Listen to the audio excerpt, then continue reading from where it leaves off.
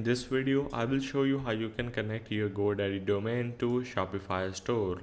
So the first step is you need to head over to your settings and then you just need to click on the domains. Once you are in your domain section, you just need to click on this connect existing domain, and now you just need to paste your domain name.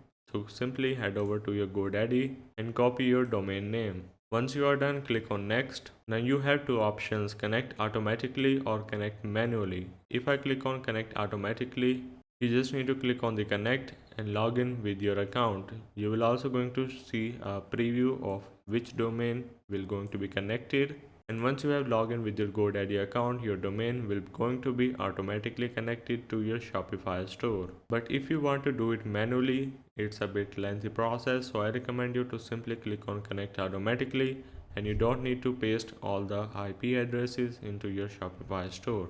So that's the way of how you can connect your GoDaddy domain to your Shopify store.